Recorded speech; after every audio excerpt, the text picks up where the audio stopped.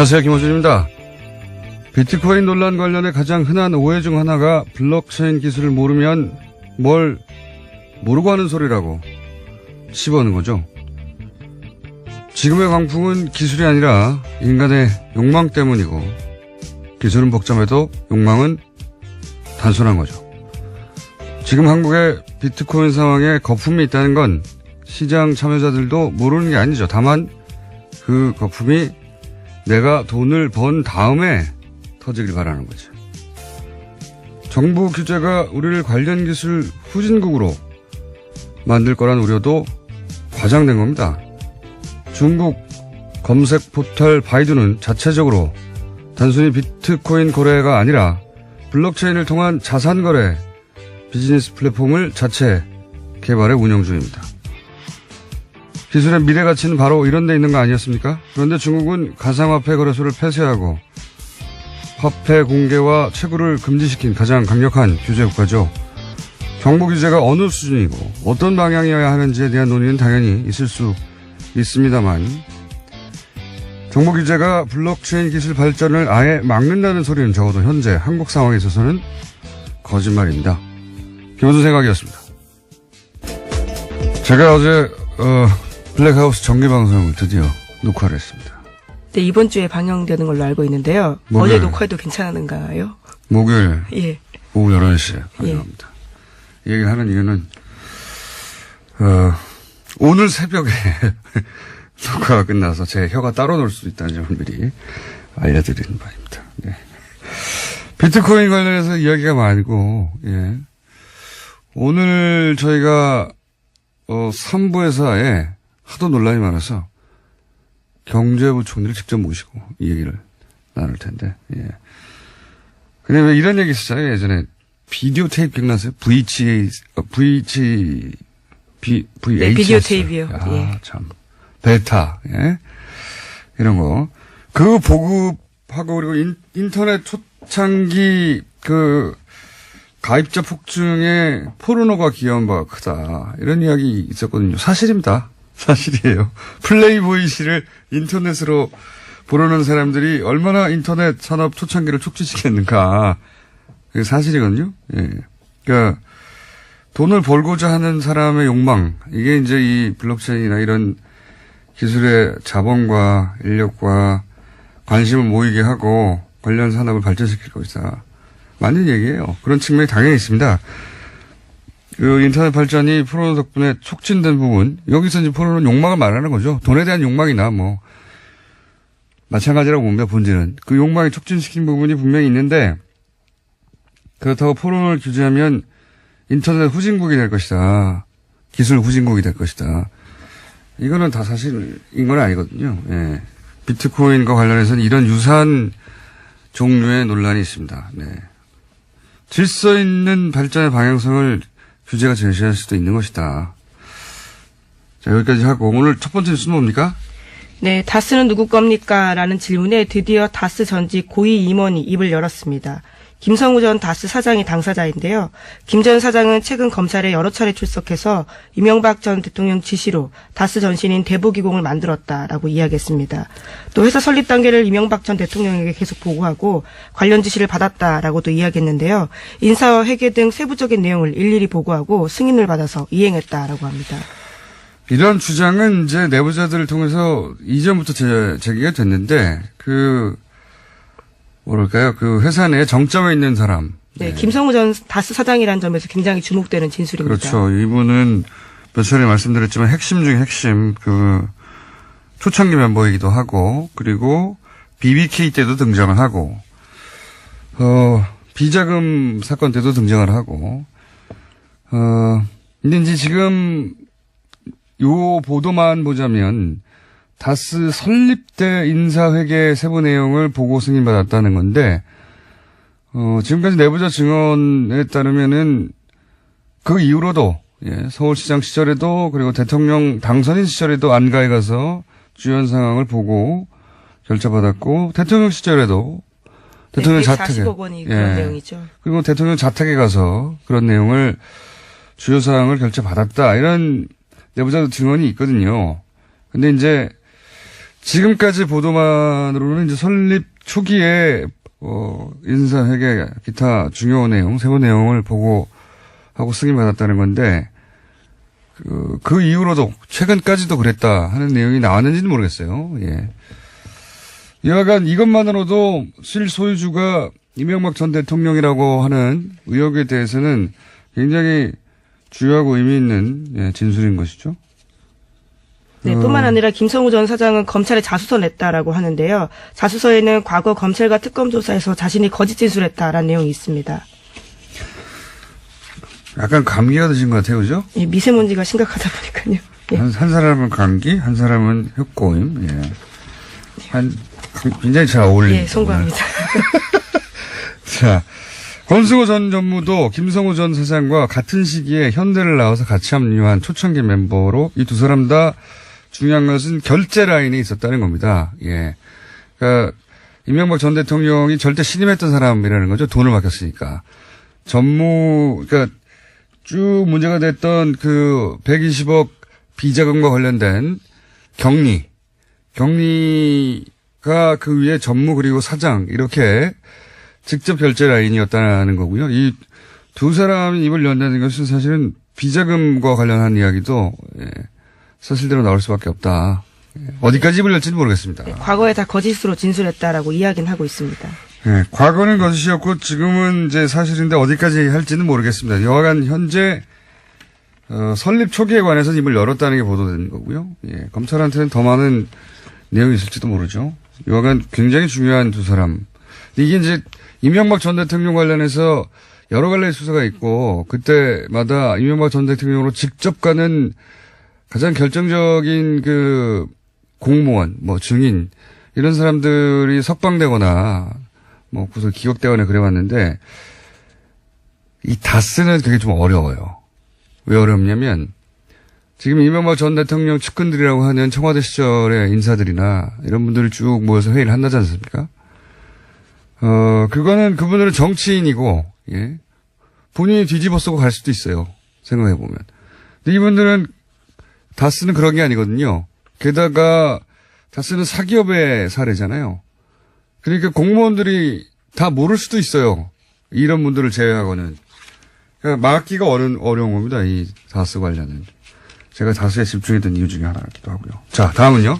네, 또 다른 다스 문건도 나왔습니다. 어제 MBC가 보도했는데요. 다스가 BBK에 투자한 140억 원을 돌려받겠다면서 미국에서 여러 건의 소송 진행했습니다. 이 과정에서 김백준 씨가 관여한 정황이 드러났는데요. 당시에는 이명박 정부 청와대 총무비서관이었습니다. 해당 내용을 입수해서 보는데요. 미국에서 벌어진 BBK 소송과 관련해서 사건 수임료에 대해서 김백준 기획관이 관심을 가졌다라는 내용이 있습니다.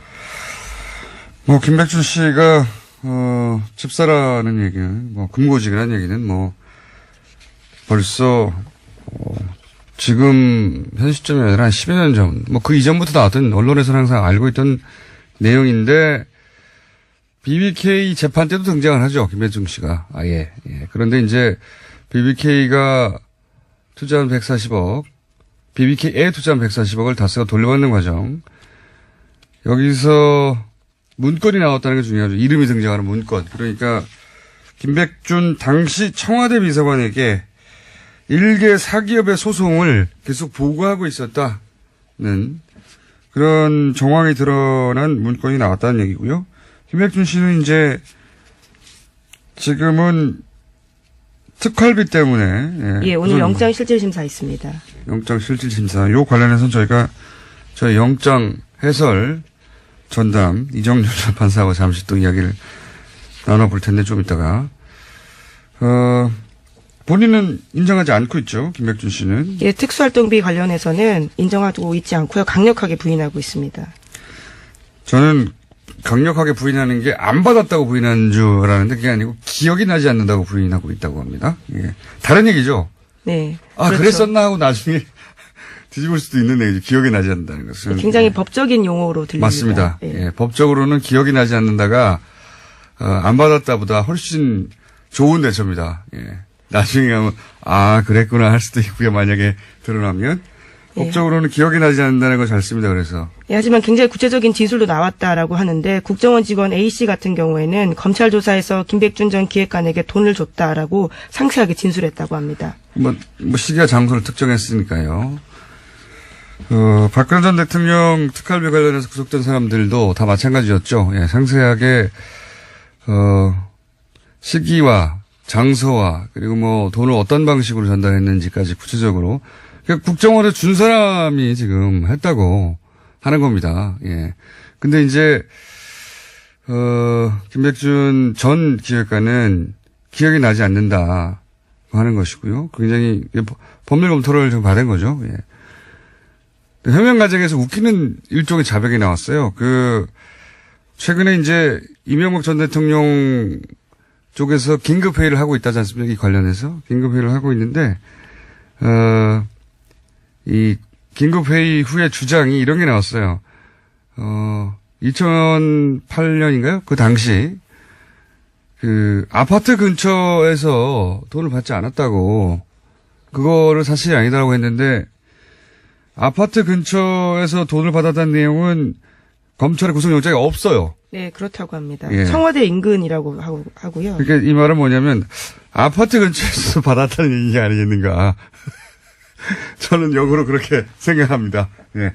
검찰이 구속영장이 없는데 구속영장을 못 본 상태로 이제 돈을 받았다고 기억나는 장소들을 쭉 훑고 나서 거기서 안 받았다고 부인하는 것으로 전략을 세운 것 같은데 그런데 아예 검찰의 구속영장에는 본인 아파트 근처는 없었다는 것으로. 예.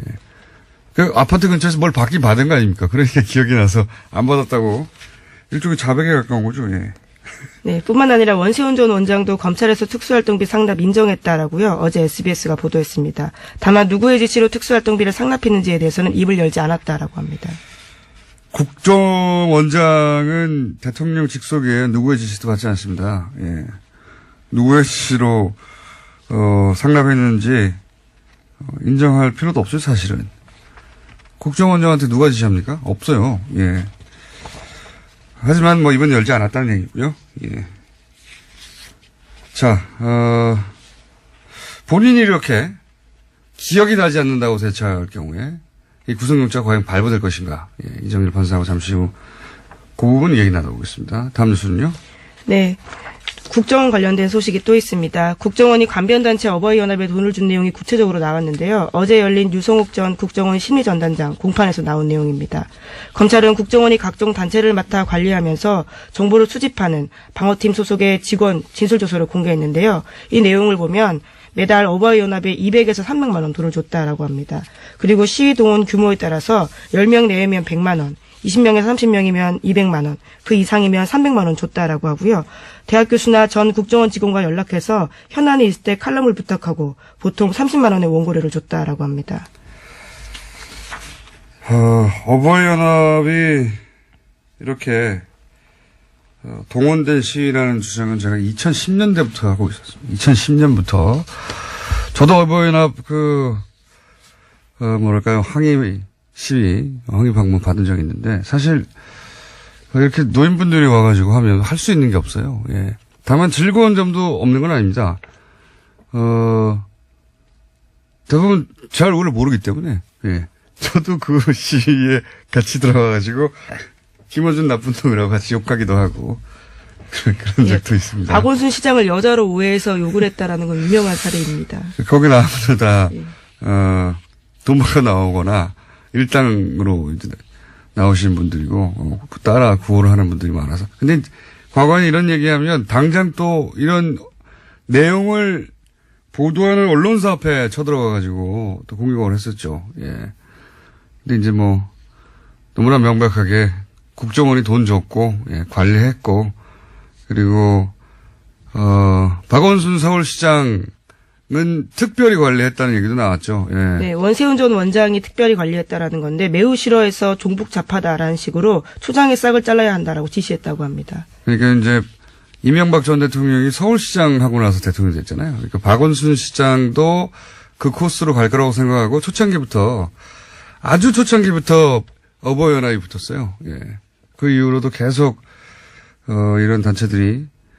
박원순 서울시장 괴롭혔고, 그 외에도 뭐 용산 참사 추모 집회라든가, 김대중 전 대통령 추모 행사 때도 등장해가지고, 예. 부관 참시 퍼포먼스 했죠. 국정원이 그런 거 시킨 겁니다. 네, 그리고 다 돈을 받아갔고요. 국민의 네. 세금으로요. 그렇겠거니, 그럴 것이다라고, 예, 짐작들을 다 했지만, 그렇게 언론은 직접 그렇게 보도하지 않았었죠. 예, 그런 짐작들을 다 기자들이 가지고 있었는데, 소송을 당하거나 또 항의방문을 당할까봐, 사실이었습니다. 돈을 다 받아갔고요. 글 써도 돈 주고, 예, 시위해도 돈 주고, 광고에도 돈 주고. 네, 광고료 단가는 200에서 800만 원 사이였다라고 합니다. 말도 안 되는 거죠. 예. 국가의 정보기관이 이런 짓을 했다는 게, 예, 그런 세월이었습니다. 자, 다음 뉴스는요? 네, 판사 블랙리스트 들어보셨을 텐데요. 뉴스공장에서도 현직인 차성한 판사가 나와서 관련된 청원을 한 적이 있습니다. 네. 예, 이 문건이 실제로 나왔다라는 건데요. 오늘 아침 경향신문 보도입니다. 판사 블랙리스트 문건이 실물로 나와서 이에 관련된 조사가 추가로 진행되고 있고 관련된 진술도 확보했다라고 합니다. 요것도 이정열 전 판사에게 물어봐야 되겠네요. 예. 그렇게 말들 많았던 판사 블랙리스트가 실제로 있었다는 거 아닙니까? 네, 실물이 있었겠죠. 발견됐기 예. 때문에요.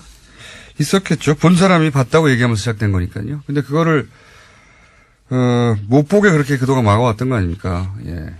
그리고 양승태 대법원장 시절에는 덮으려고 그랬죠. 예. 그냥 다 해결됐다고. 예. 뭐 해결돼요? 이제 드디어 실물이 나왔다고 합니다. 요건도 한번 물어보기로 하고요. 자, 이정열 저희 전담 영장 해설 전담 판사님께서 연결도 있다고 하니 하나 정도 더 짚어볼까요? 블랙리스트. 네, 국가기록원에서도 블랙리스트가 나왔다라고 합니다. 박근혜 정부 시절에 국가기록원 외부위원회 및 협의회 구성원을 블랙리스트로 찍었다라고 하는 건데요.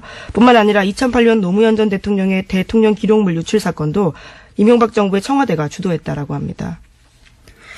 그러니까 이게 국가기록원에 보면 기록물들 중에 블랙리스트 관련 문건이 있다는 게 아니라 국가기록원에 블랙리스트가 있었다는 거죠, 지금. 네, 그렇죠. 국가기록원도 그 직원들 혹은 뭐 외부위원들요. 외부위원들에 대한 블랙리스트가 있었다. 네, 특히 뉴스공장에 몇 번 나왔던 이소연 현 국가기록원장도 블랙리스트에 이름이 올라서 실제로 교체 조치됐다라고 합니다. 근데 그분이 국가기록원장이 됐어요. 예, 그렇죠. 야, 이 국가기록원에 왜 블랙리스트가 필요한 거죠, 이게 이해가 안 가니. 이렇게 문건을 단순히 다루는 곳에서도 블랙리스트가 있었다는 것은 정부 기관 중에 블랙리스트가 없는 곳이 있었느냐. 없었나 봐요. 하긴 뭐 사법부에도 블랙리스트가 있었으니까요. 예. 그렇네요. 생각해보니까. 사법부에 있었는데 뭐 어디 있었다는 게 놀랍겠냐 싶은데 그래도 국가기록원은 정말 의외의 곳입니다. 거기는 정부가 생산한 문건을 보관만 하면 되는 곳이잖아요. 네, 그렇죠. 네, 참네. 예, 이명박 정부 시절, 박근혜 정부 시절에는 그렇게 정부 부처에 상상하지 않는 곳에도 다 블랙리스트가 있었다는 겁니다. 네, 여기까지 하겠습니다. 시사인의 김은지였습니다. 감사합니다. 자, 바로 이어서 김백준 전 청와대 총무기획관 그리고 김진모 전 비서관 구속 여부가 오늘 결정되는데 영장 또 발음 방금 영장이 영땅으로 나가는 것도 너무하네요. 제가 해놓고도 영땅 전담 해설 법무부인 동아 이정열 사무장님 되십니다. 안녕하십니까? 네, 안녕하십니까? 제가 궁금한 건 이겁니다. 저희가 이제 영장 관련해서 해설 많이 해왔는데 지금 검찰은 이제 그 국정원 직원이 특정한 뭐 시간, 장소, 방법, 액수 다 나와서 영장을 청구했는데 이 김백준 씨 같은 경우에는 기억이 나지 않는다고 하거든요. 이럴 경우에 영장 전담 판사는 무엇을 기준으로 판단하게 됩니까? 해보셨으니까 제가 여쭤보는 건데. 한쪽은 줬다고 하고 한쪽은 기억이 나지 않는다고 하는데. 일단 피의자, 돈을 받았다는 피의자 쪽에서 나올 수 있는 대응이 이제 세 가지죠. 돈을 받았다. 네. 그다음에 받은 적 없다. 네. 공장장님 말씀하신 대로 기억이 나지 않는다. 예. 이 세 가지일 수 있는데, 돈을 받았다는 자백이잖아요. 예. 그러니까 그럼 이제 뭐 전혀 문제가 안 되고 예. 난 법적으로 취급되는 거는 기억이 나지 않는다 하고 난 받지 않았다고 같은 그 취급을 받습니다. 어차피 증명할 책임은 이 사람이 검찰에게 있는 받았다라고 거죠. 주장한 쪽에 있으니까. 그죠. 네. 예. 예, 다만 이제 아까 처음에 공정장님께서 지적하셨던 대로 이 기억이 나지 않는다라고 하는 거는 나중에 본인의 운신의 폭을 상당히 넓힐 수 있는 거죠. 예. 그러니까 결국은 본인이 나중에 뇌물수수로 처벌을 받게 되더라도 그 경우에 그땐 기억이 안 나는데 나중에 이제 보니까 기억이 난다. 내가 받은 게 맞다라고 하면서 형량을 낮추는 쪽으로 전략을 바꿔나갈 때 그럴 때 사전 작업으로 필요할 수 있는 그런 정도 의미가 있고요. 사실 어차피 인정하지 않는 건 똑같기 때문에 이 법적으로 판사가 취급하는 건 똑같습니다. 아, 그렇군요. 자, 네. 지금까지 이제 이 특활비 관련해서 영장은 다 발부가 됐어요. 근데 이제 저희가 최근에 트렌드를 큰 틀에서 볼 때 박근혜 전 대통령 관련은 영장이 발부가 되고 이명박 전 대통령으로 가는 영장은 발부가 안 되는 거 아닌가 하는 느낌을 받을 그런 흐름이 있는데 그래서 제가 이제 여쭤보는 거죠. 이렇게 한쪽에서 그러니까 이제 돈을 줬다는 쪽에서 국정원 직원이 그리고 검찰에 진술한 바로는 매우 구체적으로 돈을 준 정황이 있습니다. 네. 그런데 받은 쪽에서 기억이 나지 않는다고 합니다. 그러면 일반적으로 사안의 중대성을 따지고 액수 따지겠지만 판사는 뭘 기준으로 판단을 하고 이 경우라면 일반적으로는 네. 영장이 어떻게 돼야 되는 겁니까? 일단 원칙적으로는 돈을 받았느냐 안 받았느냐라고 하는 이제 사실관계하고 두 번째는 그것이 대가성이나 직무관련성이 있느냐 없느냐는 법적인 부분 두 가지가 문제가 되지 않겠습니까? 결국 네. 그 두 개로 가는데 예. 지금 이제 김백준 전 비서관 같은 경우에는 돈을 받았다는 사실 자체를 부인하고 있는 형태인 거죠. 예, 아예. 예, 그러니까 지금 그 부분에 있어서는 결국은 이 돈을 줬다고 하는 참고인의 진술이 얼마나 이성적이고 합리적이고 일관성이 있느냐. 예, 이게 그리고 본인이 아니면 얘기할 수 없는 어떤 구체적인 내용까지 다 이야기를 하고 있느냐라고 하는 게 가장 중점적인 이야기가 될 거고요. 근데 그게 지금 김백준 전 비서관 같은 경우는 문제가 되고 있는 것 같긴 한데 오히려 제가 좀 걱정스러워하는 부분은 이 직무 관련성 부분이거든요. 그러니까 직무 관련성 부분에 있어서 문제는 아까 공장장님께서 말씀하셨는데 조윤선 전 장관 같은 경우에는 영장이 기각이 됐었죠. 예. 예, 그 경우에 이제 문제가 됐었던 게 나오진 않았는데 명확하게 표현은 안 했는데 영장 기각 사유에 이제 이 다툼의 여지가 있다라고 이렇게 표현이 있었는데 그게 또 등장할까봐 저는 다툼의 여지가 있다고. 저도 이번에 아마 그럴 가능성이 상당히 높지 않을까 싶은데요. 우려하시는군요. 김백준 전 비서관 같은 경우는 뭐가 문제가 있냐면 지금 MBC에선가 보도가 나왔었는데 이 다스 관련 소송에서 변호사 수임료를 먼저 얘기를 하지 않았느냐 김백준 전 비서관 같은 경우에. 네. 그러면은 이 다스 관련은 항상 우리가 얘기하고 있다시피 사기업이기 때문에 청와대나 이 공무원이 이야기를 할 문제는 아니잖아요. 그렇죠. 그런데 청와대에서 이야기를 했다고 하는 것은 개인적인 부분까지 청와대가 관여를 하고 있었다는 것이고, 예. 이 개인적인 이명박 전 대통령의 개인적인 부분까지. 예. 그러면은 아주 축소돼서 해석을 했을 경우에 정말 과잉 충성하는 과정에서 모든 것을 다 관여를 해왔고 관리를 해왔다라고 해석할 여지가 있을 수도 있겠지만 적어도 변호사 선임 비용까지도 이명박 전 대통령이 몰랐다라고 할 수 있겠는가. 예. 예, 그러니까 결국 이 부분은 김백준 비서관 같은 경우에는 이명박 전 대통령과 공모했다라고 갈 수밖에 없는 구조이거든요. 그렇죠. 지시를 받아서 예. 그렇죠. 그런데 그 외의 부분, 지금 이 다스 변호사 선임료 부분이 구속영장 청구 범죄 사실이 들어있는지는 잘 모르겠는데 그게 아니라면 총무비서관 같은 경우에는 지시를 받았다라고 하지 않는다면 그러면은 총무비서관에 대해서 이 국정원이 뇌물을 줘야 될 특별한 직무 관련성은 별로 그렇게 뚜렷하진 않거든요. 네네. 그러니까 이 부분이 문제가 될 가능성이 좀 있습니다. 돈을 줄 이유가 뭐가 있느냐. 예. 그렇죠. 예, 그러니까 달라 그래서 줬다라고 하는 정도까지는 그렇다 쳐도 그거는 이제 돈을 줬냐 안 줬냐 하는 사실관계 문제지 법적으로 이게 직무 관련성이 있냐 없냐의 문제는 아니거든요. 이건 또 다른 문제이기 때문에. 네. 그래서 문제는 이제 이런 경우에 통상적으로 직무 관련성이 여부도 따지긴 하지만 지금 돈을 수수했느냐가 먼저 쟁점이 돼 있기 때문에 그 부분이 해결이 된다면 통상적으로 영장을 발부해 왔어요. 왜냐하면 일단은 증거인멸의 우려가 있어 보이니까. 네네. 인정 안 하고 있으니까요. 그런데 그런데 국장님께서도 지적하셨다시피 이 지금 이명박 전 대통령으로 향하는 구속영장은 너무나 엄격하고 축소되게 지금 되어왔었거든요. 네. 게다가 김백준 그러니까 씨는 만약에 구속된다면 그 다음은 대통령밖에 없거든요. 예.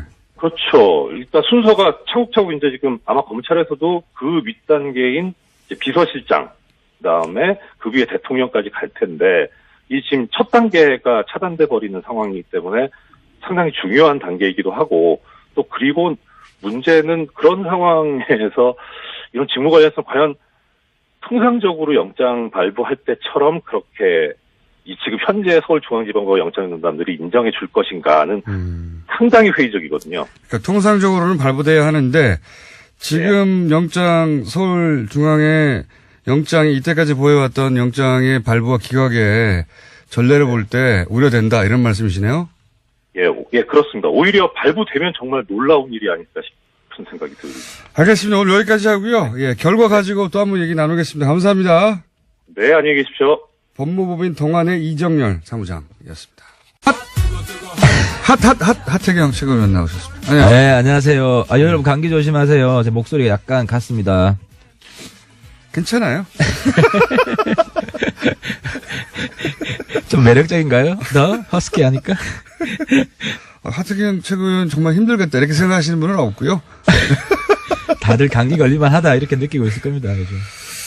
자, 저는 이게 궁금합니다.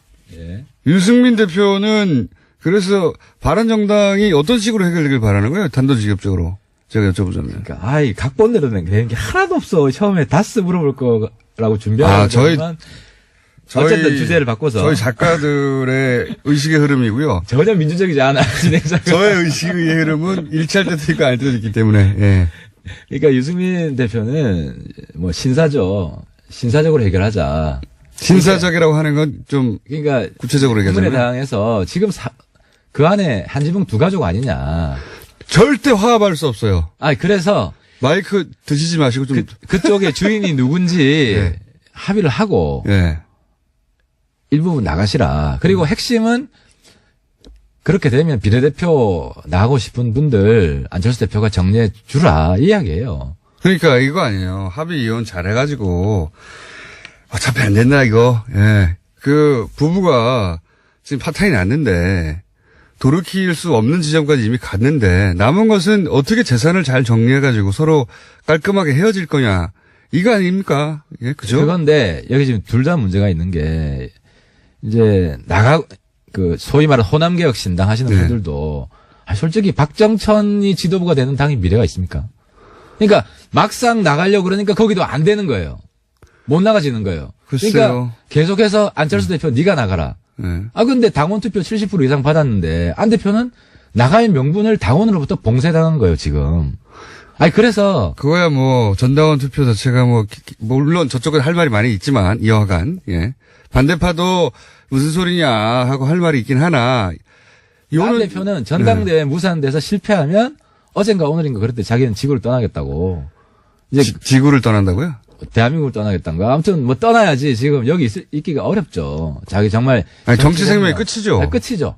이제 그걸 본인이 알고 있어요. 그렇죠. 당연합니다. 본인은 본인의 어쨌든 정치적 명분을 축적한 거고 당원 투표 70%, 70몇 프로 자기가 지지를 받았는데 네.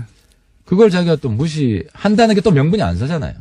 아니 그거야 투표율도 저조하고 사실 대단히 그리고 이제 하여튼 그건 제가 할 얘기는 아니고 항상 저조했기 때문에 그건 크게 그건 제가 할 얘기는 아니고 70%를 내세우기 위해서 그걸 일부러 한 거죠. 그러니까 이번에 그래서 유령 당원 정리한답니다. 한 상당 부분 유령 당원이에요. 저희 당에도 있고 한국당이 더 많고 제가 새누리당 있을 때 보면 그러니까 제가 궁금한 건 그런 건 아니고 예. 이제 지금 이제 당권파가 주장한 논리도 있고 반대파가 주장한 논리도 있습니다.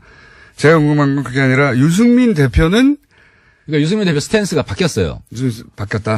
그러니까 제가 지난번에 의총이 있으니까 물어보겠다, 상의해 보겠다고 했는데 이렇게 쉽게 이야기를 해줄게요. 박지원 대표가 안 나간다고 하면 내가 어떻게 합당하냐. 여기 그래가지고 그 전에는 선개혁 후통합이에요, 그게. 네. 선개혁 후통합이고. 박지원 대표 문제 해결해라. 그렇죠. 이런 먼저. 거죠. 예. 근데 지금은 통합과 개혁을 병행하겠다는 거예요. 시간도 없고 예. 반드시 해야 되고, 왜냐하면 세 가지 선택지가 있어요. 선개혁 후통합, 통합개혁 병행, 통합무산. 예. 통합무산은 다 죽는 길이고, 양쪽 다 죽는 길이고. 선개혁 후통합은 현실 가능성이 좀 떨어지고, 예. 그러니까 통합개혁 병행하자 그래가지고. 그래서 필요한 게 이제 그러면 합의 이혼하라는 거 아닙니까?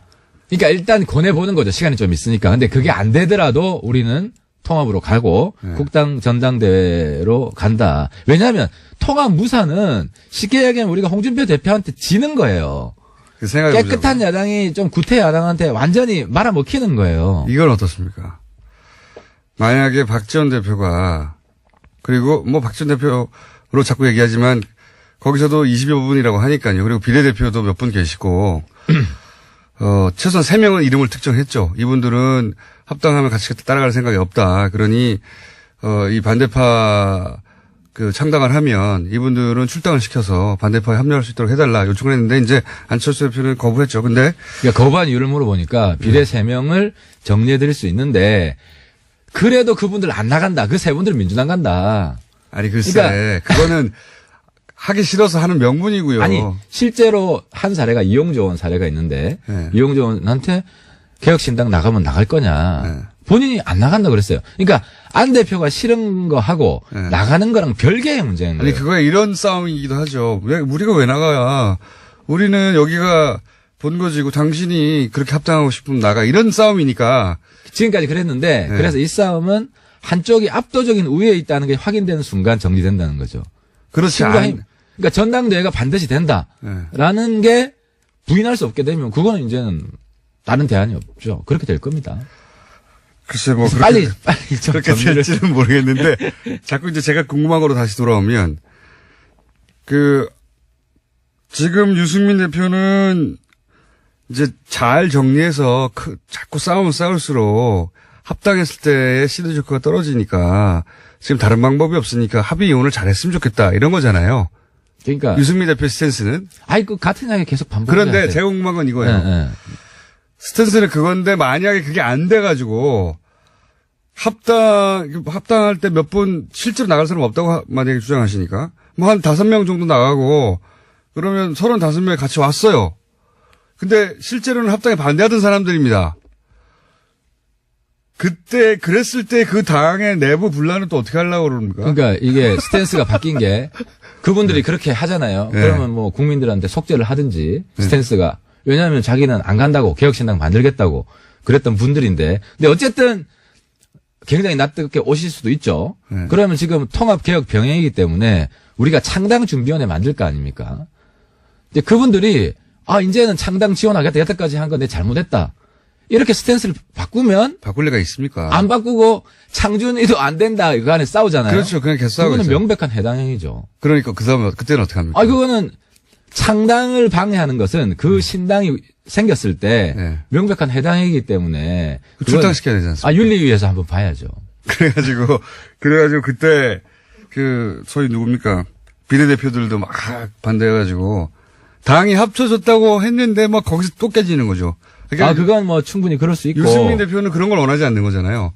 합쳤을 때는 깔끔하게 합치고 반대할 사람은 미리 떨어져 나가고 이걸 원하시는 거죠. 그러니까 유 대표가 지난주까지는 그게 전제 조건이었는데 공장장님 말씀하시는 게 지금은 동시에 진행하자. 지금은 동시에 진행한다. 그게 정치라는 것이고. 지금 안철수 대표 합상파에서 전당대회가 사실상 거의 불가능한 게 아닌가 지금 룰로는 그랬던 룰을 막 바꾸고 있잖아요. 예. 여기서는 수단과 방법을 가리지 않고 있어 이제는 뭐 꼼수라고 욕을 하던 어떻게 뭐라고 하든 간에 물렀으면 죽으니까요. 그런데 그 부분은 일단 투명하게 진행하고 있다. 모든 걸 다 공개하고 이게 꼼수인지 꼼수가 아닌지 국민들이 판단하는 다 닫고 하는 게 무슨 투명한 겁니까? 다 공개하잖아요. 뭘 바꿨다. 예를 들어서 자기들이 다 바꾸고 난 다음에 공개하는 거 아닙니까? 마음대로. 그게 문 닫든 열든 어차피 네. 당무위원회는 안철수 대표 사람들이 다수기 때문에 안 대표가 원하는 대로 갑니다. 투명한 거는요. 이 이 진행 과정을 전체를 공개하는 거지 결과를 공개하는 게 투명한 게 아니죠. 결과를 어떻게 숨깁니까? 다 알아야 되는데. 아니 그러니까 진행 과정도 앞부분 공개하고 또 비공개하죠. 아, 그건 취업적이니까 너무 취업적인 걸로 하지 말고 좀. 아니, 요는 네. 이쪽도 급하기 때문에 뭐 공격을 받겠죠. 이런 식의. 그럼 뭐 몰래 하느냐. 당무회원을 반쪽만 모여서 자기들끼리 당 전체에 미칠 영향을 찬성하는 사람들만 따로 모여서 한다는 건 말이 안 아니 되죠. 반대하는 사람 들어와도 되죠. 근데 그분들이 쪽수가 안 되니까 네. 와서 깽판 치다가 이제 나가는 거죠. 그렇지는 않고 아니 그분들이 와서 반대 표결하면 돼요.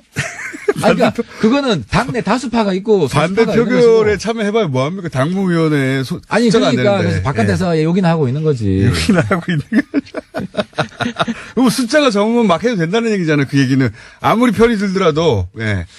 자, 지금 상황에서는 잘못하는 건 잘못하는 겁니다. 안 대표가 예. 과단성 있게 가야 돼요.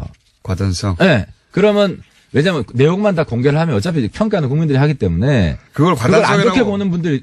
근데 지금 강철수가 초강철수가 되지 않으면 본인 이야기대로 본인은 끝나는 거예요. 그러니까 그걸 룰을 지키면서 해가야 되는데, 예. 과단성이라고 표현할 수도 있고, 막무가내 무대표라고 표현할 수도 있는 거죠. 아, 지금 막 가야지. 그럼 안철수 대표 입장에서. 막가야지. 아, 목표를 향해서 그냥 돌진해야지. 그건 그래요. 예, 지금 해야 돼요. 지금 그걸 돌쇠 정치인 돼야 돼요. 무소의 돌아가면 뿔처럼. 돌아가면 공경 죽으니까. 시인처럼 무소의 뿔처럼 지금 가야 돼요. 그러니까 들이받고 그냥. 그렇게 말하면 이제 굉장히 긍정적으로 포장이 되는 거고, 수단과 방법을 가리지 않고, 예. 그건 꼼수를 그건 비롯해요. 아니지. 명분이 있어요. 예를 들어 당원 정리를 하고 있어 실제로. 예. 그럼 유령 당원 정리한다는데 그건 당연히 해야 될 일이지. 거품이 많아요. 어쨌든 안철수 대표 쪽을 그렇게 옹호할 수밖에 없고 변론할 수밖에 없다는 것도 충분히 아, 이해하고요. 지금은 예. 저는 한 배를 탔습니다. 카밍합니다. 카밍아웃합니다. 그렇습니다. 네, 그런 걱정은 잘못한 없어요. 건 잘못했다 하지. 근데 이 정도는 양해해 줄 수 있는 부분이다. 는 거죠. 네, 뭐 저쪽 반대파 입장에서는 양해할 수 없는 수준이라고 봅니다만 저도 쭉 읽다가 이게 너무 많이 나갔다 싶긴 하나. 그래도 어떻게 하면 이쪽에서는 안 그러면 죽으니까 안철수 대표 쪽에서는 무조건 갈 수밖에 없죠. 지금 뭐 서로 죽는 상황이긴 하죠. 좀 네. 무리가 되고 뭐 저쪽에서 공격하겠지만. 그래서 박지원 대표가 처음부터 합당하자고 했으면은 오히려 쉽게 정리됐을 텐데 제가 볼 땐 저쪽에 전략 실패도 있다.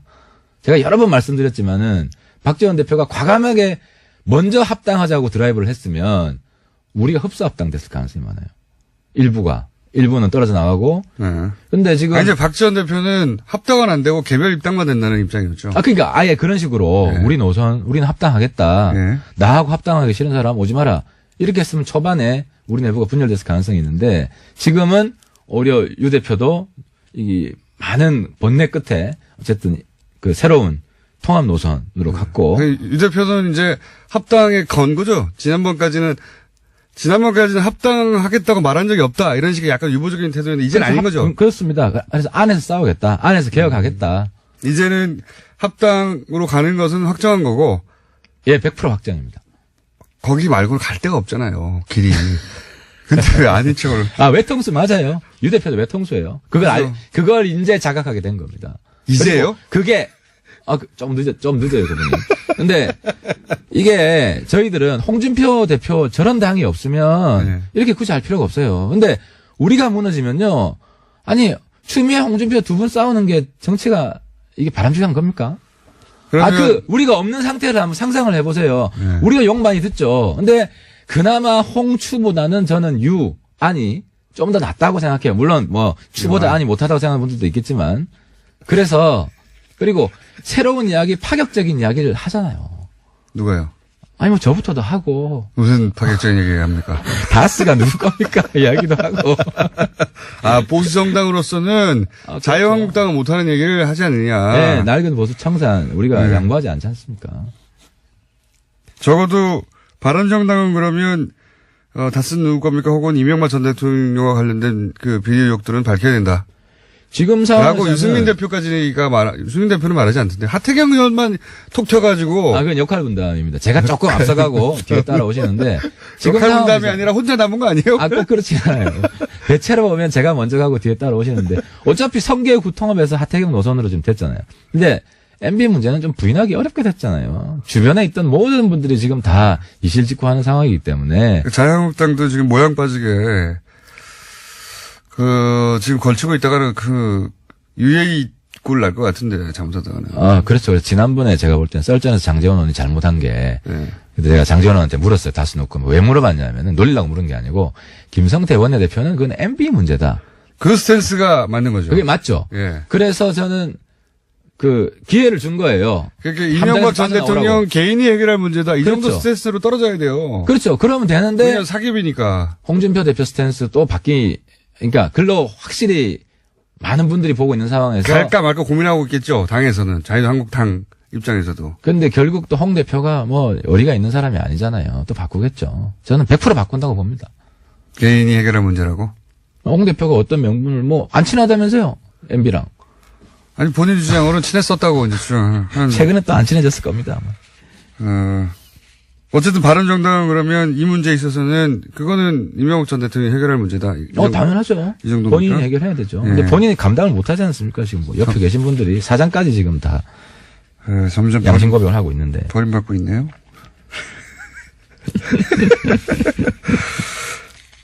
그렇지만 바른정당도 지금 평안하진 않잖아요. 예. 물론 생각보다 덜 나가고 있습니다. 많이 안정화됐죠. 안정됐습니까? 의원들은 예. 딱 굳어졌죠. 이학재 그래요? 의원이 남아 있는 걸로 예. 저희가 발표를 했고. 그럼 원희룡 지사만 남은 겁니까? 원지사 한 분 남았죠. 원희룡 지사는 적어도 합당엔 반대하잖아요.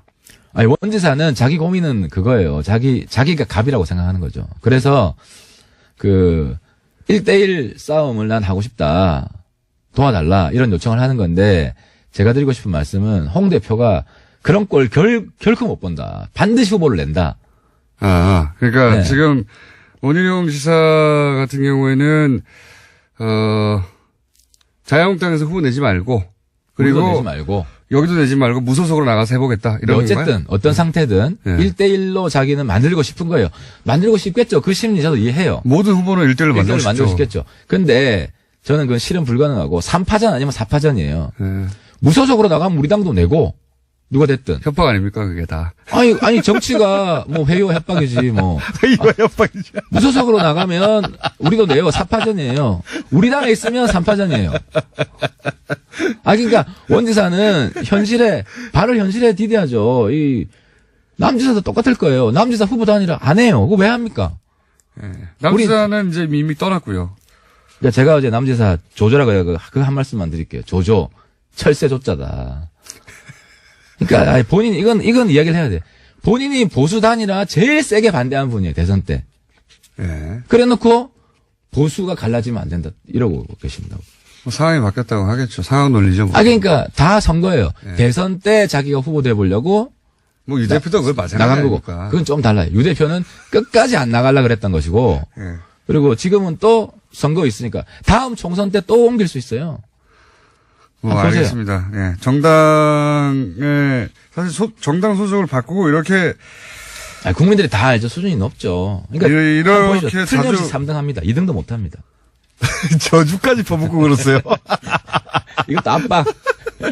이미 남경필 지사는 떠났는데, 남경필 지사는 그러니까 3등 한다고 저주하고. 열심히 하세요.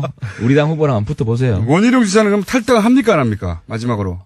그거는 이제 현실주의 원지사는 정치를 하고 있기 때문에 저희 당 지지율, 저희들 입장은 지난번에 말씀드렸지만 저희 당 지지율을 압도적으로 높여서 네.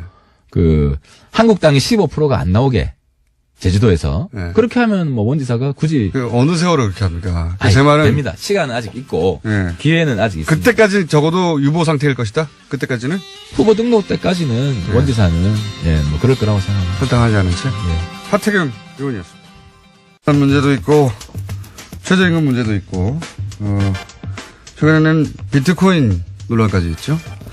그래서 저희가, 경제 관한은 그러면 가장 높은 자리에서 이 답을 해줄 사람이 누가 있느냐. 문재인 대통령이겠죠. 바쁘시다고 하더라고요. 그렇죠. 그 다음 분을 저희가 모셨습니다. 김동연 경제부총리 겸 기획재정부 장관. 뉴스공장을 찾아준 분들 중에 정부 최고위급 인사가 직접 나오셨습니다. 안녕하십니까? 네, 안녕하세요. 반갑습니다. 이런 라디오 인터뷰 하신 건 처음이죠? 제가 지방방송에 전화로 짧게 한 거 외에는 처음입니다. TV 라디오 전체 처음입니다. 네, 처음입니다. 예. 뉴스 공장에서 시작하셔야 됩니다. 네. 예.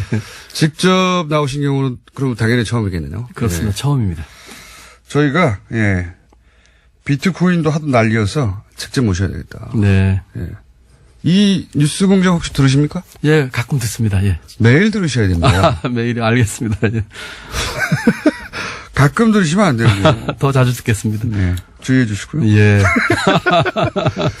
지금 경제부총리 되시기 전에 아주대학교 총장도 하셨죠. 그렇습니다. 예. 총장 한 2년만 했습니다. 거기 어떻게 총장이 되셨습니까? 그 전에 쭉 관료셨잖아요. 제가 관료로 32년 넘게 근무를 하다가 네. 지난 정부 초대 국무조정실장 장관급으로 있었습니다. 네. 그러다가 제가 한 1년 정도를 아주 강하게 주장을 해서 제가 사의를 표하고 네. 스스로 이제 공직에서 물러나와서 사실은 이제 지방에서 이제 칩거라고 할까요? 그러고 있었는데 한 반년 정도 지나서 아주대학교에서 요청이 왔었습니다. 총장 청구에서 요청이 왔는데 사실은 있는 그대로 말씀드리자면은 제가 다시 그런 일을 하는 것을 크게 원하지 않았었는데 그 직전에 다시 전 정부에서 입각 제의가 왔었습니다. 아하. 예, 그래서 제가 그거를 박근혜 정부에서 이까지 제의가 왔었는데 그래서 제가 박근혜 정부 때 장관하다가 사의를 펴고 그만두고 나갔고 다시 입각 제의가 2차례 온 걸 제가 이제 고사를 하고 그러고는 제가 이제 백수였으니까요. 예. 이렇게 있다가는 또 어떻게 될지 모르겠다 싶어서 뭔가 일을 해야지 그런 것에서부터 자유로울 수 있겠다는 생각에서 한데 마침 그 전에 고사했던 대학에서 다시 또 총장 청구에서 후보를 올리겠다고 해서 네. 수락을 했는데 이사회에서 저를 총장으로 결정을 했더라고요. 굉장히 어려운 질문을 하셔가지고 처음부터 당황스럽네요. 예, 그렇게 해서 총장을 하게 됐습니다. 잘난 척으로 들립니다. 그런가요? 있는 그대로 말씀드리는데. 부총리님 따라해 보세요. 예. 라디오는 뉴스공장. 시사는 김어준. 손석희보다 김어준. 예. 완전 독재신 것 같네요. 저희가 앞으로 써먹으려고요. 예. 자, 그럼 바로 질문으로. 비트코인이지 않습니까? 예. 아주 난립니다. 예. 예. 근데 이제 비트코인 거래소 폐쇄한다는 얘기가 잠깐 나왔었죠? 그렇습니다. 예. 그리고 나서 청와대에서 약간 후퇴한 거 아니냐? 그러면서 바로 나온 얘기가 뭐냐면 정부가 오락가락 한다. 바로 비판이 나왔습니다. 현 시점 기준으로 정부 입장이 어떻게 되는 겁니까, 이게? 비트코인은. 지금 가상화폐 또는 암호화폐에 대해서는 지금 비이성적인 투기가 많이 되고 있는 것에 있어서 유념을 하고 있고 어떤 형태로든지 진정시키는 또는 합리적인 수준의 규제가 필요하다는 데서는 정부에서 입장이 같고요. 다만 방법이 부처마다 조금씩 다른 것 같은데. 그렇습니다. 좀 몇 가지 안이 나왔었죠. 일부 부처에서는 이제 거래소 폐쇄까지 나왔었고 법무부에서는. 예, 법무부에서는. 법무부에서는 하우스처럼 보는 거죠. 말하자면 도어판처럼. 법무부에서는 아무래도 이제 법 집행이라든지 여러 가지 보면서 조금 그런 측면을 강조하면서 조금 강한 안을 정부 안에서 얘기를 쭉 하고 있었고 또 다른 부처들이 생각하는 부처도 있었고요. 네. 또 그거는 그러니까 법무부뿐만 아니라 다른 부처에서도 아예 폐쇄까지도 검토해야 된다고 하는 부처도 있긴 있었다는 거죠.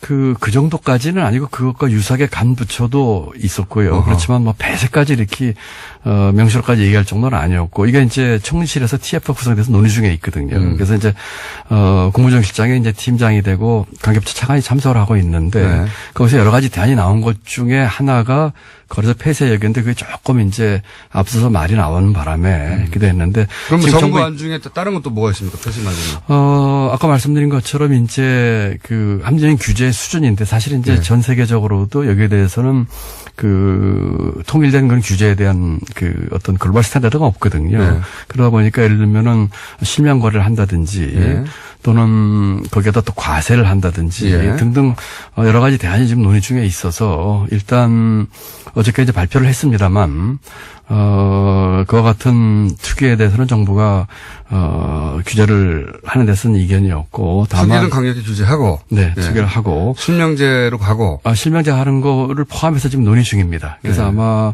구체적인 방안은 다시 좀 얘기를 나와야 될 것 같고요. 다만 그 가상화폐의 이제 기반 기술이 되는 이제 블록체인은 4차 산업의 기반 기술 중에 그 하나라고 보는 그런 시각도 많고 하기 때문에 그 부분은 조금 다른 각도에서 보겠다. 이런 기술은 장려하되 비트코인이 투기성이 있는 부분은 규제해서 잡겠다. 예, 투기성 있는 부분은 이제 규제를 하고 또 국민들에게도 이걸 잘 그 알려서 이것이 상당한 그 리스크를 갖고 있다는 것도 좀 알리고 또 규제 방안도 만들고 그러면서 이제 블록체인에 대해서는 그 기반 기술로서 우리 4차 산업혁명이라든지 앞으로 그 선도 산업 쪽에서 할 수 있는 부분은 따로 좀 균형 잡히게 보겠다 이런 시각입니다. 원론은 알겠어요. 원론은 알겠는데 이런 반론도 있지 않습니까? 이게 이제 비트코인과 블록체인이 분리될 수 없는 거 아니냐. 이걸 규제하고 이걸 살린다는 게 말이 되느냐. 뭐 이런 반론도 있어요? 블록체인은 이제 앞으로 산업에서 예를 들면 보안이라든지 물류, 여러 측면에서 활용이 가능한 기반 기술이고. 기반 기술이거든요. 이제 그것을 활용한 것 중에 하나가 이제 일종의 암호화폐나 가상화폐 같은 것인데, 그러니까 그 기술 자체에 대해서 옛날에 이제 인터넷과 비슷한 겁니다. 인터넷 처음 나올 때는 규제하려고 했었거든요. 그런 것들을 산업적인 측면이나 경제 측면에서 어떻게 잘 활용할까 하는 측면하고, 그것이 활용돼서 나온 가상화폐의 이제 투기적인 측면이라든지 선의 투자 피해 문제라든지 이런 부분은 또 다르게 봐야 했다. 분리해서. 이렇게 봐야 되겠죠. 거래소 폐쇄가 지금 여러 방안 중에 하나로 논의되는 수준이긴 한데 그것도 여전히 살아있는 옵션이긴 한 거죠. 예, 살아있는 옵션이긴 합니다만 그것은 정발부처 간에 아주 진지한 검토가 좀 있어야 될 것입니다. 왜냐하면은 거래소 폐쇄를 했을 때에 생기는 이런 음성적 거래 문제라든지 또 해외 유출 문제 등등 또 그 반론도 만만치가 않거든요. 그렇기 때문에 정말 좀 빡세게 좀 서로 간에 검토해야 될 것 같습니다. 제가 그 편을 쓰면 좋아하실 것 같았어요. 어쨌든 지금 부처가 열심히 논의 중이다. 그렇습니다. 예. 뭐 부처가 각 부처 입장별로 그 중점적으로 보는 게 다르니까 그렇습니다. 견해가 다른 거는 당연합니다. 네. 다른데 어쨌든 거래소 폐쇄도 옵션으로 살아 있는 것이고요. 예. 살아 있는 것이고 근데 이제 그게 가장 강한 조치라고 하면 그 이전에 다른 조치로 이걸 잡을 수 있겠는가 검토해보는 중이고. 그렇습니다. 예. 뭐 언제 나옵니까? 조속한 시일 내에 빨리 내야 될 것 같습니다. 부동산도 왜 1차, 2차, 3차 막 대안들이 있잖아요. 1차, 3차는 아니고 이제 저희가 부동산도 과거에 쫓아가면서 대책을 내는 거는 참 현명하지 않은 방법이고요. 일희일비하지 않으면서 전체 판을 보면서 이렇게 해야 될 것이기 때문에 성급하게 쫓아가기보다는 큰 판을 보면서 제대로 할 수 있는 그런 대책을 내놔야 되지 않겠습니까? 비트코인도 예를 들어서 요 안이 통하지 않으면 그 다음은 이 안이 간다 이런 식의 플랜들이 짜지겠죠? 글쎄요. 그렇게 되기보다는 한 번에 그냥 전반적인 것을 보면서 큰 틀에서 오래 갈 수 있는 그런 대책을 내놓는 것이 바람직하다 생각합니다. 정부 대책이 잘못돼서 가격이 오른다고 하는 주장도 있어요? 대책이 잘못되기보다는 이제 이번 같은 경우에 그래서 폐쇄이기 때문에 출렁이었었고 지금 다시 회복한 것으로 제가 보고를 받고 있는데 정부로서는 대책이 잘못되기보다는 그런 것들을 분명하고 일관되게 메시지를 여러 가지 경제 문제도 마찬가지입니다만 주지 못한 점에 대해서는 꼭 이 건뿐만 아니라 다른 건에 있어서도 정말 유념을 해야 될 일이라고 생각을 합니다. 이번에 조금 그런 측면에서 일관되고 분명한 메시지를 주지 못한 것에 대해서는 제가 조금 송구스럽게 생각을 합니다. 메시지 관리가 일관돼야 한다는 말씀이신데 제가 이제 질문 드린 요지는 뭐냐면 비트코인 가격이 폭등하거나 폭락하면 그것은 정부의 책임이다. 라고 하는 지적에 대해서는 어떤 입장을 가지고 계십니까? 그게 동의하기 어려운 부분도 있고 또 사례 들어서 일부 동의할 수 있는 부분도 있을 텐데 지금 비트코인은 아시는 것처럼 비이성적인 투기 부분도 분명히 있습니다. 그런 부분에 대해서는 저희가 사전적으로 거기에 대해서 충분한 좋은 대책을 만들지 못했고 나타난 현상이라는 측면에서는 저희가 반성할 점도 있다고 생각을 하지만 기본적으로 그 같은 특기는 또 개인의 어떤 자기 책임하에서 하는 측면도 있거든요. 그렇기 때문에 같이 좀 균형 잡히게 봐야 될 것 같고 정부 입장에서는 조금 더 진지하면서도 좀 더 빨리 여기에 대해서 대책을 만들어서 많은 국민들이 좀 보고 이렇게 뭐라고 할까요? 거기에 따라서 이렇게 행동할 수 있는 그런 것을 조금 더 빨리 만들었었어야지 하는 생각을 해봅니다. 종합대책이 일찍 있었어야 하지만 투자는 결국 개인 책임이다. 이렇게 요약되는 겁니까? 그렇습니다. 예. 원래 이제 자기가 돈 잃고 나면 탓할 사람을 찾거든요. 네. 제일 먼저 눈에 띄는 게 정부이기 때문에. 네. 예. 앞으로 요 문제가 어떻게든 간에 잘못되면 무조건 정부 책임을 할 거예요.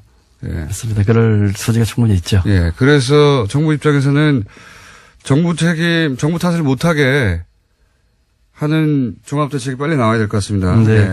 빨리 나오는 것도 물론이고요. 그 다음에 지금 두 가지 말씀드리고 싶은데 하나는 이 부분이 완전히 그렇게 오래됐던 아주 새로운 이슈였었고요. 그런 측면에서 하나 좀 이해해 주시면 두 번째는 정부의 어떤 정책도 모든 사람이 만족하는 정책은 있을 수가 없습니다. 결국은 그렇죠. 어떤 정책에 의해서 예를 들어서 합리정세를 규제를 한다고 하더라도 그 규제로 인해서 손해봤다거나 또는 마음에 안 드시면 반드시 있게 마련이고요. 부동산은 마찬가지고 최저임금은 마찬가지고 그렇기 때문에 최저임금으로 넘어가볼까요, 그럼? 예, 그렇게 좀 하시죠. 예. 최저임금 때문에 영세 자영업자들이 부담이 너무 커져가지고 이거 다 망하게 생겼다. 이런 얘기 엄청 많이 나옵니다, 요즘. 네.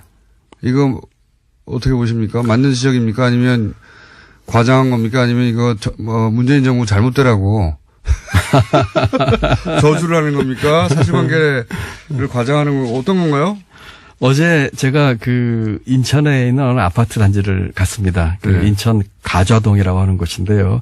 거기를 간 이유는 그 아파트 단지에 일하는 경비원들이 계신데 지난 10월 달에 입주자 대표 회의에서 이제 최저임금이 오르니까 이분들 일부 해고합시다. 네, 그러고 예. 자동화합시다 하는 것을 입주자에게 투표에 붙였어요. 네. 그랬는데 작년 10월 달 일이라고 들었는데 입주자분들이 한 60%가 그걸 부결을 시키고 네. 이분들을 고용을 유지하자 우리가 관리비가 좀 오르더라도 유지하겠다라는 결정을 내렸습니다. 네. 결정을 내린 이유는 제가 가서 만나보니까 크게 두 가지인데 하나는 우리가 이분들이 하는 서비스를 계속 좀 받고 싶다. 네. 요새 이제 경비원들이 제일 많이 하는 일이 택배랍니다. 택배 받는 거랍니다.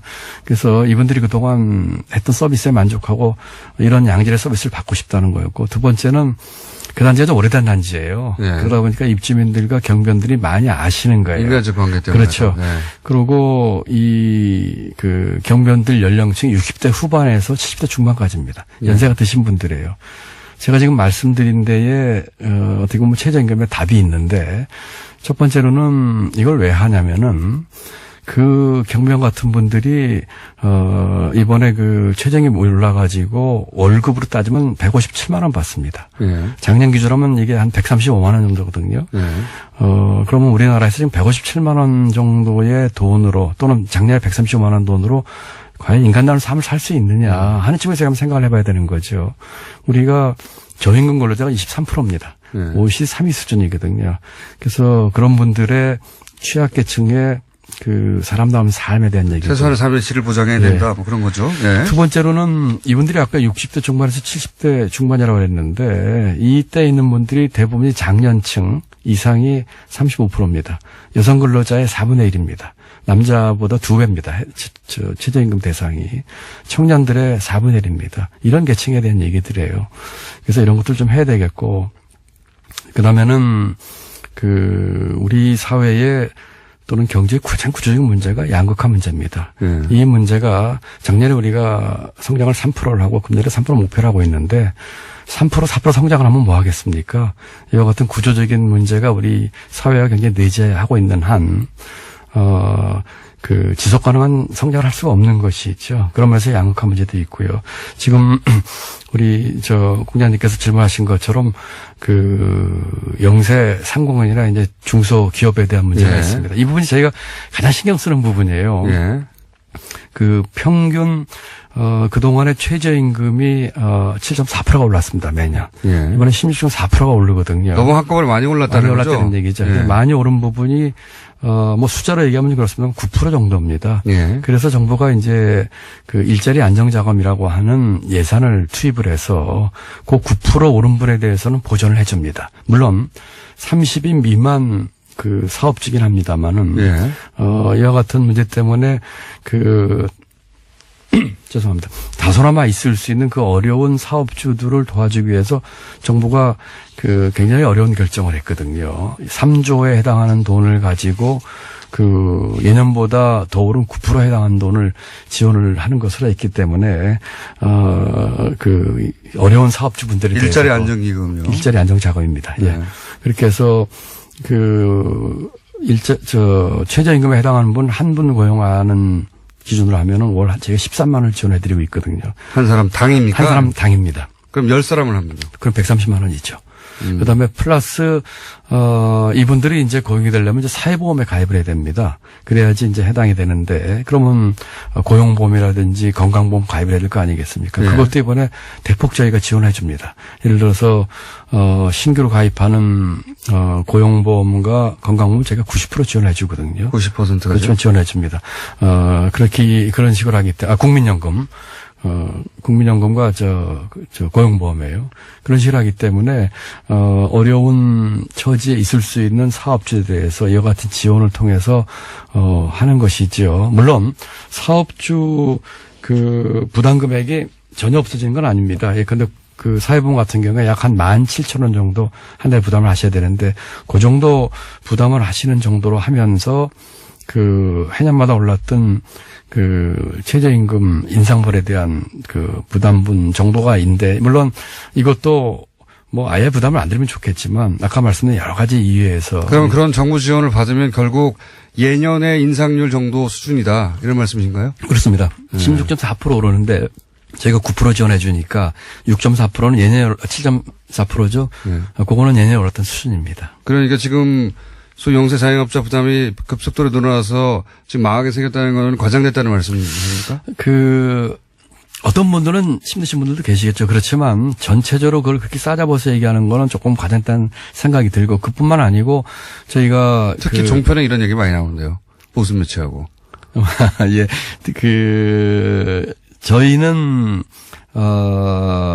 전체를 그렇게 하는 거는 좀 과장됐다 생각을 합니다. 왜냐하면은 지금 말씀드린 일자리 안정자금 말고도 저희가 같은 소상공인의 영세 중소기업인을 지원하는 대책이 세어보니까 76가지입니다. 네. 그 중에 예를 들면은 뭐 임대료 문제도 있고요. 카드 수수료 인하 문제도 있고, 그런 것들 같이 지원을 해드리고 있거든요. 그래서 이와 같은 지원을, 그런 처지에 있는 사업주들께서 전부 다 신청해서 받으셔가지고, 그러면서 우리 최저임금 인상의 취지도 좀 충분히 이해를 하시면서 고용을 유지하고, 또 더 사업 잘하셔서 가능하면 더 많은 분들 고용하시고, 뭐 이렇게 해주셨으면 좋겠습니다. 그럼 이런 것도 있지 않습니까? 이렇게 최저임금이 올라서 월급 오를 줄 알았더니 근로시간을 줄인다든가 여러 가지 방법으로 이제 업체 입장에서 이제 지출을 줄이기 위해서 그런 편법을 쓰거나 꼼수를 쓰는 경우도 있잖아요. 그런 편법에 대해서는 고용부 또 노동청에 있는 지방노동청 또 이런 관서를 통해서 지금 단속을 지금 하고 있고요. 그렇게 하시면 안 되죠. 그런 분들에 대해서는 하시면 안 되죠. 안 되죠. 그런 분들에 대해서는 저희 고용부 중부생 안 되는지 고용부청에서 알면서 그러는 거죠.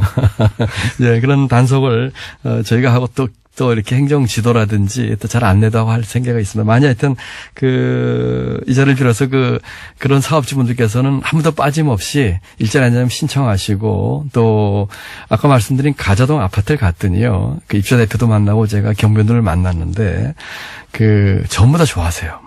그리고 입주자들 좋아하고 입주자 경비원들. 대표분들은요, 작년 10월 달이면은 자기들이 관리비 인상분을 부담을 하겠다고 결정을 했습니다. 21평부터 41평까지 3개 평수가 있었는데 자기들이 부담해야 되는 관리비가 4,000원에서 월 8,000원이 올라가는 거였었어요. 네. 고용을 유지했을 때. 최저임금 인상분을 내야 되니까. 그런데 정부가 지원을 해주는 게 나중에 결정냈는데. 이 경우도 지원합니까? 그렇습니다. 그 아파트 경비원 같은 경우는 인원수 상관없이 다 합니다. 아, 그래요? 네. 왜냐면은 아파트 경비원. 그거 잘하셨네요. 예. 아파트 경비원들이 가장 그 해고가 쉬운 직종입니다. 그래서 30인이 넘어도 다 해드립니다. 그런데 이분들 가자동 아파트 주민 같은 경우는 참 감사한 것이 이 결정하기 전에 이미 결정을 이렇게 하셨어요. 어허. 그러고 나서 정부가 지원을 해준다고 하니까 관리비가 그 4,000원에서 8,000원 오르는 것에 반 이상을 정부에서 지원을 받는 거예요. 오히려 줄어들었네요, 그러면. 그러니까 이제 자기들이 원래 더 내려고 한 돈의 한 45% 정도, 40% 정도만 내면 되는 거죠. 예를 들어서 21평 아파트에 사시는 분들은 그 아파트의 경우에는 관리비가 한 2,000원 정도 오릅니다. 41평 사시는 분들은 4,000원 오릅니다. 그런데 만나보니까 그 경비원들 너무 고마워하면서 더 열심히 일하겠습니다 하시고요. 연세가 70 넘으신 분인데 건강해 보이세요, 일을 하니까. 그다음에 입주 대표분들도 우리가 이런 결정인데 정부가 더서 고맙고 이분들 계속 유지해서 고맙고 그러니까 다 해피하신 거예요. 저도 굉장히 아주 잘한 거 말고는 네, 부동산이요. 아, 부동산이요. 부동산 지금 부동산 파리 대책이 이제 한마디로 지금 많은 사람들 내놓으라는 거였잖아요. 세금 올라갈 테니까. 근데 그 양반들이 오히려 집을 팔지 않아서 집값이 올라가고 있다. 이런 지적이 있습니다. 그 원인 분석이 맞는지는 모르지만 어쨌든 강남 4구의 집값은 오르고 있어요. 둘 다 묶어서 얘기해 주십시오. 그 원인 분석에 대해서는 저는 이의를 제기하고 싶고요. 네. 일부 언론에서 그런 얘기를 하는데 정확한 사실에 근거해서 얘기를 하는 게 좋을 것 같습니다. 지난 4, 5년 동안에 그 최근 그 부동산 거래 그 기간, 역시 12월이면 12월에 지난 4, 5년 동안의 거래 건수하고 작년 거래 건수를 보면 작년에 더 많습니다.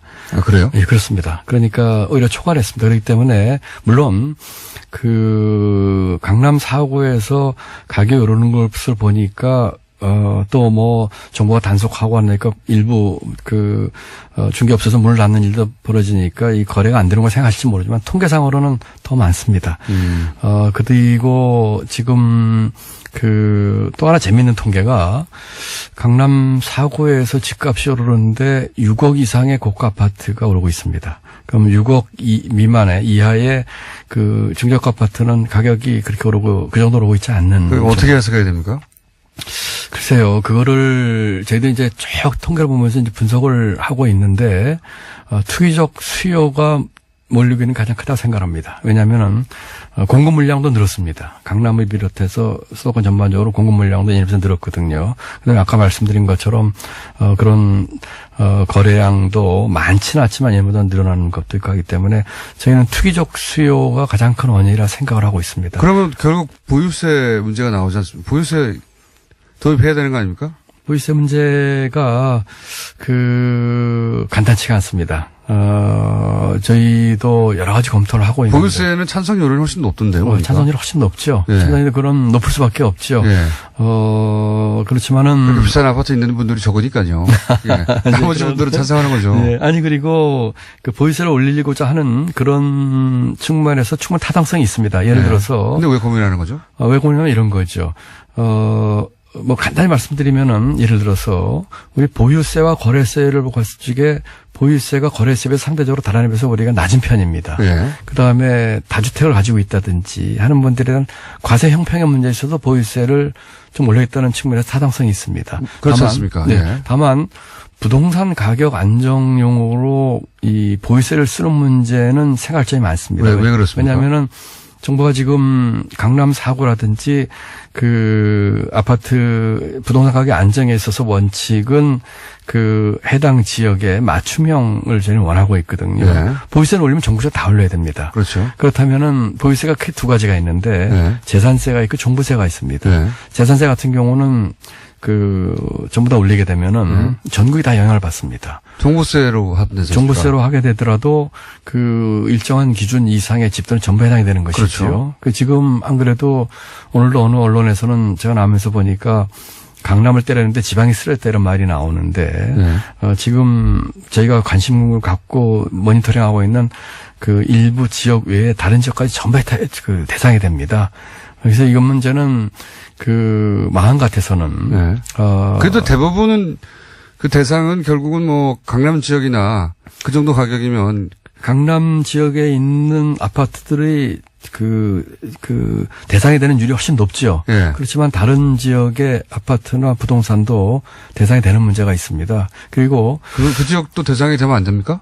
그 지역 같은 경우는 예를 들면 지금 강남 4구나를 비롯한 일부 지금 부동산 과열이 아닌 지구들이 많이 있습니다. 네. 그런 지역까지 이제 해당되는 문제가 있기 때문에 부동산 과열 지역에 집중해서 하고 싶은데 다른 지역에도 영향을 준다. 그러니까 근데 부동산 보유세는 그 특정 일정한 가격 이상을 소유한 사람들한테 일괄적으로 다 적용돼도 되는 거 아닙니까? 지금 그렇게 돼 있죠. 네. 그렇게 돼 있으니까 그리고 예를 들어 가지고 정책 목표를 부동산 가격을 잡기 위한 정책 수단으로 이것이 얼만큼 작동을 할 것을 제가 면밀히 봐야 되거든요. 네. 그러니까 지금 말씀하신 것처럼 그 거래세의 관계라든지 다주택 소유자에 대한 과세형평 문제로 봐서는 긍정적으로 봐야 될 측면이 있고요. 조세 정책 측면에서 봐서는 부동산 가격이나 특정 지역을 타겟으로 하는 것으로는 이것이 어떤 효과가 있을까 면밀히 분석을 좀 해봐야 됩니다. 이게 혹시 보수 매체의 저항이라든가 그런 거는 상관없습니다. 그런 건 상관없습니까? 예, 상관없습니다. 예. 진짜로 상관없어요? 예, 상관없습니다. 부총리님이 아파트 비싼 거 아닙니까 혹시? 저는 예전에 이런 보도 중에 이런 정책을 쓰려고 하는 관료들의 아파트가 실제로 비싸가지고 안 하는 거 아니냐 이런 지적도 많이 있었는데. 제 경우를 말씀드리자면 저도 그 지역에 작은 아파트를 하나 가지고 있습니다. 유일하게 갖고 있는데 저는 집을 한 채 가지고 있는데 그 집이 전용 면적 18평짜리입니다. 네. 작은 면적입니다. 해당 사항이 없다? 아닙니다. 뭐 저도 그 어느 댓글에 보니까 그 지역에 있어서 뭐 집값 올라 좋겠다 이런 얘기를 하시는데 그런 문제나 좋죠, 뭐 좋기는. 사실은 뭐 별로 뭐 그런 점도 모르겠어요. 집이 하나인 사람들은 네, 집이 하나인데요. 집이 하나 제가 집이 상관이 하나, 없어요, 사실. 집이 하나인데요. 네. 그리고 보수 언론 내지는 이런 것에 대해서 어떤 분들은 그런 얘기를 많이 하십니다. 어떤 언론에 계신 많은 분들은 그 지역과 관련이 많기 때문에 뭐 그런 얘기를 하신다는 얘기도 들리고 하지만은 네. 저희가 정책을 하면서는 그런데 구애받지 않고요. 네. 정말 사심 없이 한 가지 좀 더 그 말 나와서 현 정부가 혹시 이렇게 보수 매체의 공격이나 보수 매체의 어떤 태클이나 이런데 신경을 많이 쓰는 편입니까? 부처회의 할 때 보면 뭐 이런 기사 나왔는데 이러면서 이렇게 과거에 영향 많이 받았잖아요. 그런 제가 뭐 보수 매체다 그렇지 않은 매체를 나누는 건 뭐 제가 바람직하지 않은 것 같고요. 보수 매체가 주로 공격을 하니까요. 제 입장에서는 언론에서 하는 얘기에 저희가 신경을 안 쓸 수는 없지요. 왜냐하면 네. 그런 것들이 국민에게 바로 이제 영향을 주시고 하니까요. 그렇지만은 저희가 정책을 하면서 그런 것에 저희가 참고는 하지만 그것에 영향을 받게 되면은 노무현 정부 때도 계셨으니까 지금 드리는 네. 말씀인데 노무현 정부 때에 비해서 지금 보수 매체의 공격에 그때만큼 신경을 쓴다 안 쓴다? 글쎄요. 이걸 정부 전체를 제가 말씀드리기는 그 위치에 있지 않고요. 네. 제 입장에서는 그런 점에 저희가 고려는 하지만 그것에 대해서 정책에 영향받지는 않는다. 이렇게 네. 말씀드리고 싶습니다. 고려는 하지만 영향을 받지는 않는다. 뭐 옛날보다 덜 쓴다. 덜 쓴다. 글쎄요. 저는 그렇게 생각합니다. 예. 시간이 거의 다 됐는데 네. 아니 연장된 시간 지나갔군요. 예. 지나갔습니까? 예, 뭐 국무회의 하셔야 된다고. 예, 국무회의가 오늘 대통령인데 조금 국무회의는 맨날 하시죠. 하는 거 아닙니까? 맨날은 아니고 매주 하는데 조금 더 하시죠. 매주 하는 거고 처음 나오셨는데. 사실은 저는 그렇습니다. 아까 우리 사진에도 우리 팀장님하고 일 나눌 게 있었는데 장관들께 출연 요청을 하시던데 저희는 요청을 받지를 못했고 오히려 제가 오히려 제가 우리 직원에게 네. 우리 뉴스 그냥 나가자. 네. 그거 제가 먼저 얘기를 그래야죠. 했어요. 모든 부처 장관님들이 나와주셔야 돼요. 직접 나와서 설명하셔야 되고 오해받으면 풀어야 되고. 근데 제가 나오자고 제가 먼저 얘기를 하고 우리 직원이 그렇게 요청을 한 이유가 우리 김원수 씨를 보고 싶은 생각도 있었지만 있지만 그거보다는 제가 국민들하고 직접 소통을 하고 맞습니다. 예, 그리고 아니 대통령도 직접 소통하는 마당에 예, 그렇습니다. 그래서 아주 진솔하게 그 많은 부분들이 그 국민들께 잘 전달이 안 되는 부분이 많이 있어요. 그걸 제가 직접 말씀드리고 싶어서 그렇게 했었거든요. 맞습니다. 그러니까 뭔가 오해를 받거나 잘못 전달됐으면 직접 나와주셔야 됩니다. 그래서 제가 시간이 바쁘면 좀 더 하시죠. 뭐 그런 면에서 모처럼 또 다음에 또 받아주신다면 제가 또 나오겠습니다. 모처럼이 아니라 처음 나오시는군요. 그러니까 아니 그것도 일반인들이 궁금해하는 대목이거든요. 이제 소위 이제 노무현 정부와 비교해서 지금 청와대에는 노무현 정부에 근무하셨던 분들이 많으니까 비교해서 보수 매체가 공격하는 정도는 과거나 지금이나 마찬가지로 많은데 신경 쓰는 정도가 덜하다 이전에는. 글쎄요, 그걸 뭐 제 입장에서 공격이라기보다는 이제 뭐 비판이라고 생각을 하고요. 제가 정부에 있는 당국자가 그렇게 신경 안 쓸 수는 없지만 신경 안 쓸 수 없지만 그런 비판에도 저희가 신경을 쓰지만 그래도 뚜벅뚜벅 저희가 사심 없이 객관적으로 할 일을 한다 이렇게 이해해 주시면 좋을 것 같습니다. 그리고 거기에 내 집이 있어도 예. 개의치 않고 내 집값이 떨어지더라도 그런 정책을 쓸 필요가 있으면 쓴다. 저 같은 경우 집이 한 채인데 그게 오르거나 내려가는 게 집이 여러 채 있는 분들 있지 않습니까? 예. 관료들 중에 그분들 신경 쓰이겠죠. 근데 이제 그것도 너무 이렇게 일리적으로만 말씀하지 마시고요. 예를 들면은 집이 서울에 있었는데 세종에 간 공무원도 있고요. 그러다 보니까 일시적으로 뭐 그런 분도 계시고 또 여러 가지 개인 사정들이 있으시게 그걸 너무 이렇게 싸잡아서 매도하시기보다는 개인 사정이 정부 정책에 미치는 영향이 있는 사람도 봤다. 보긴 봤다. 저는 그렇게 생각하지는 않습니다. 본인은 아니지만 보긴 본 적이 있다. 책임 있는 공직자가 그렇게 하면 안 되죠. 안 되는데 보긴 본 적이 있다. 뭐 제주에서는 제가 없습니다만은 그런 이야기 들은 적은 있다. 들은 적은 있다. 글쎄요. 별로 전 그런 얘기를 들어본 적은 없습니다만 인간관계가 너무 좋으신 거 아닙니까? 국민들이 보시기에는 그런 오해를 또 하실 수도 있으시겠죠. 그런 분도 있을 수 있겠죠, 그죠? 뭐 있을 수 있겠죠. 예. 그러니까 그 정도는 인정하셔야죠.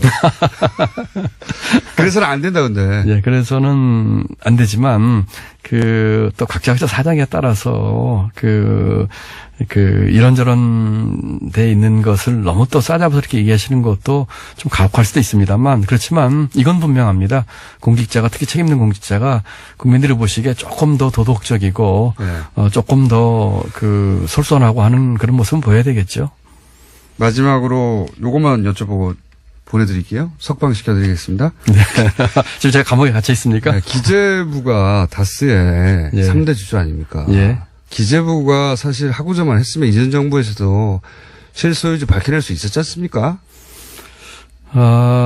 기재부가 이제 상속세 때는 물납을 다수 주식을 받아서 지금 19.9%인가요를 지금 3대 주주 소유를 저희는 3% 가지려고 이렇게 노력하고 있는데 이미 19% 가지고 있잖아요. 지금 프란더스계에서 3% 하는데 전혀 문제 없으시잖아요. 그렇게 이 기업의 투명성을 위해서 하는 그런 민간 활동을 충분히 이해를 하고요. 제 말은 기재부가 할 일을 안 했지 않냐? 아니 기재부에서는요. 상속세를 물납을 받아서 주식 가치가 영향을 미치는 주주로서의 모니터링 하는 거는 했다고 생각을 하고요. 다만 이것이 이제 실질 소유자가 누구냐 하는 문제는 지금 검찰에서 지금 수사 중에 있기 때문에. 그럼 이건 어떻습니까? 물납으로 받을 수는 있는데 비상장 주식을 다른 주식 그러니까 상장 주식도 분명히 소유하고 있었고 이 상속세를 낼 주체가. 게다가, 회원권이라든가, 황금성, 훨씬 황금할 수 있는 요건이 강한, 그런 다른 부동산이라든가 할 수 있는데 그거 안 하고 비상장 물납으로 받았다. 그거는 좀 오해건 오해십니다. 지금, 저희가 국세를 받는데 이제 현금이 있으면 받겠죠. 상속세를. 그 다음에가 국공채입니다. 두 번째가. 세 번째가, 상장된 주식입니다. 상장된 주식을 소유하고 있었다고 하더라고요. 상장된 주식을 규제가 있는 상장 주식 근데 제가 알기로는 그것까지는 모르겠으나 아마 그러진 않았을 겁니다. 그다음에 그랬다고 하던데요. 그러지 않았을 겁니다. 왜냐면은 기재부라고 변호해 주시는 거 아닙니다. 제가 그 변호를 생각하고 만약에 제가 잘못했다면 밝혀내야죠. 세 번째가 그다음에 이제 부동산입니다.